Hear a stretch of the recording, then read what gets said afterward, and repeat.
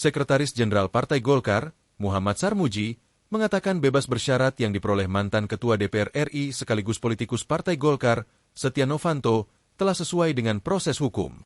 Setnov sapaan akrabnya, resmi mendapatkan pembebasan bersyarat dari Lembaga Pemasyarakatan, Lapas, Sukamiskin, Bandung, pada 16 Agustus 2025. Dirinya merupakan terpidana kasus korupsi proyek IKTP yang merugikan negara lebih dari 2,3 triliun rupiah. Setnov awalnya divonis 15 tahun penjara. Hukuman tersebut lalu dipotong Mahkamah Agung, MA, dengan mengabulkan peninjauan kembali, PK. Putusan ini membuat Setnov dihukum dengan pidana penjara selama 12 tahun dan 6 bulan, sehingga bebas bersyarat. Sarmuji dalam kesempatannya berharap rekan satu partainya itu bisa menjadi pribadi yang lebih baik. Pak Novanto sudah menjalani pemasyarakatan sebagai bekal saat menjalani hidup normal. Insya Allah lebih baik, kata Sarmuji kepada tribunnews.com, Minggu, 17 Agustus 2025. Sarmuji menyebut, kritik terhadap pembebasan bersyarat tersebut sebaiknya dipahami dalam kerangka hukum yang berlaku. Beliau sudah menjalani hukumannya sesuai proses hukum, ujar Ketua Fraksi Partai Golkar DPR RI.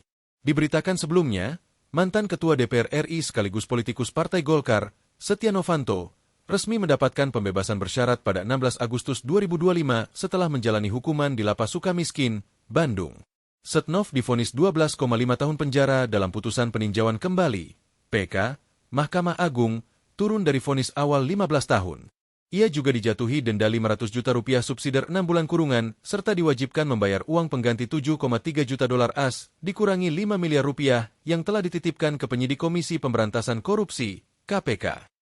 Selain itu, hak politik Novanto untuk menduduki jabatan publik dicabut selama 2 tahun 6 bulan. Masa tersebut baru berlaku setelah ia bebas murni pada 2029 mendatang.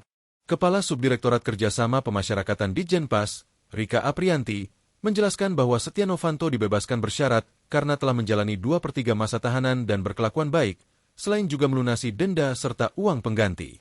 Sesuai dengan putusan pengadilan, kalau kami kan melaksanakan putusan pengadilannya, bahwa dicabut hak politiknya setelah 2,5 tahun itu, setelah berakhir masa bimbingan, artinya setelah bebas, jelas Rika, di Lapas Kelas 2 Salemba, Jakarta, pada Minggu, 17 Agustus 2025.